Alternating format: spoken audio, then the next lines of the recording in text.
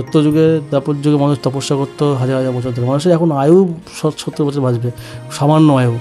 সেখানে তুমি তপস্যা করতে পারবে না, তাই তোমাকে জব করতে হবে।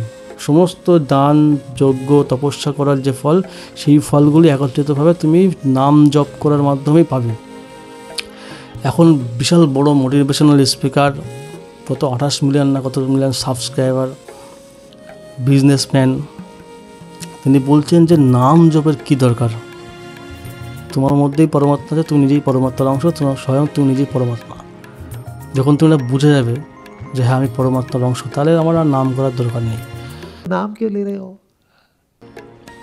যে অবস্থায় যে পরিস্থিতিতে যেখানেই থাকুক না কেন, উন্নতির জন্য, সব দিক থেকে সর্বাঙ্গীন উন্নতির জন্য নাম জপ।